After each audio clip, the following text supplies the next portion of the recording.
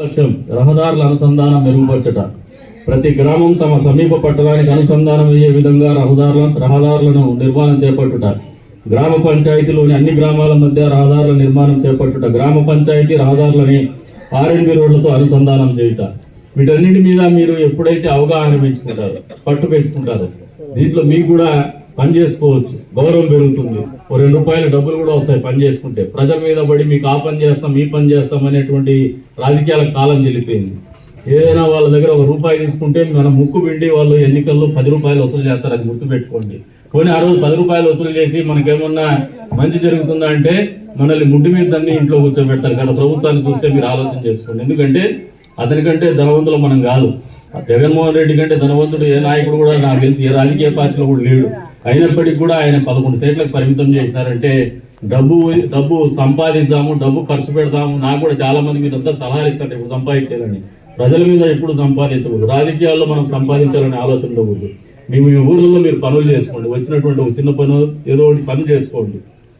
దాంట్లో ఏదైనా మిగిలేదు 5% 10% మిగులుతుంది, అది గౌరవంగా తీసుకోండి. మీరు పని చేసినందుకు మీకు గౌరవం వస్తుంది. దాంతో పాటు హానరోరియం కింద వ్యాపార పరంగా వచ్చేటువంటి డబ్బులు ఆశించండి. కానీ ప్రజలకు పని చేస్తామని చెప్పేసి డబ్బులు తీసుకోవద్దని చెప్పేసి కూడా అందరికీ కూడా వేదిక నుంచి కోరుతా ఉన్నారు. అవసరాలు కల్పించుట. దీంట్లో ప్రతి ఇంటికి విద్యుత్తు, మంచినీళ్లు, నీటి కుళాయి, మరుగుదొడ్డి, ఎల్పిజి గ్యాస్ సిలిండర్ కల్పించుట. అందుకనే నేను ఎంపీడీఓ గారికి కింద చెప్పిన, ఆమెని చదవమని చెప్పినాం. ఎందుకంటే ఇక్కడ గ్రామంలో పట్టున్నటువంటి నాయకులు వచ్చున్నారు అందరూ. ప్రతి ఒక్కరికి కూడా మీ గ్రామాల్లో ఒక ఎల్పిజి గ్యాస్ కనెక్షన్ ఉన్నా, లేదంటే కుల వ్యవస్థలో ఏ కులస్తులు ఉన్నారు, లేదంటే ఎవరికైనా రేషన్ కార్డు లేకపోయినా కూడా, లేదంటే ఎవరికైనా ఉపాధి హామీ పథకంలో పని కల్పించకపోయినా కూడా మీ అందరికి కూడా దాని గురించి అవగాహన ఉంటుంది.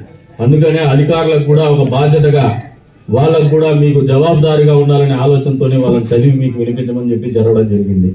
మీరు కూడా అధికారులతో దండిస్తే మనకు పనులు కావు. ప్రేమతో వాళ్ళని ప్రశ్నిస్తేనో, లేదంటే మీరు చేసి పెట్టడని వాళ్ళకి గౌరవిస్తేనో మన పనులు అవుతాయని చెప్పేసి కూడా మీరు అందరూ గ్రహించుకోమంటారు. ఒకరిద్దరు తగ్గుతూ అంటారు, మనలోనూ ఉంటారు, వాళ్ళలోనూ ఉంటారు. అది కొన్నిసార్లు తప్పని పరిస్థితి ఉంటుంది, అప్పుడు గట్టిగా మాట్లాడి పని చేయించుకోవచ్చు. కానీ మీరు అందరికీ ఒకటే చెప్తా ఉన్నారు, అధికారులు మన కోసం ఉన్నారు, మన ఊరి కోసం ఉన్నారు, మన ఊరి బాగు కోసం ఉన్నారు. వాళ్ళతో మనకు అవగాహన ఉండి పని చేయించుకుంటే మీకు పనులు ఈజీ అవుతాయి. మీకు అవగాహన లేకుండా ఉంటే, మీకేమీ తెలియదని వాళ్ళకి మైండ్లోకి రిజిస్టర్ అయిపోతే మాత్రము మిమ్మల్ని పిచ్చోళ్ళని చెప్పినట్టు తిప్పుకుంటానే ఉంటారు. అందుకని మీకు అవగాహన రావాలనే చదివిస్తాను వాళ్ళని. రెండవది, దీంట్లో 2వ లక్ష్యం ఒకటి చెప్తున్నా, గ్రామ పంచాయతీల్లో సాధారణ సదుపాయాల కల్పనను మెరుగుపరచట. నీటి పంపిణీ, మరుగు కాలువలు మరియు ద్రవ్య వ్యర్థాల నిర్వహణ, వీధి దీపాల ఏర్పాటు, సిమెంట్ రోడ్లు, ఘన వ్యర్థాల నిర్వహణ చేపట్టుట. ఇందులో భాగంగా మొన్నటికి మొన్న ప్రతి మండలంలో కూడా ₹3 కోట్ల ప్రతిపాదనలు ఇవ్వమని చెప్పి జరిగారు. అందులో భాగంగానే 2 రోడ్లు అయితే మీ గ్రామానికి కేటాయించినటువంటి పరిస్థితి.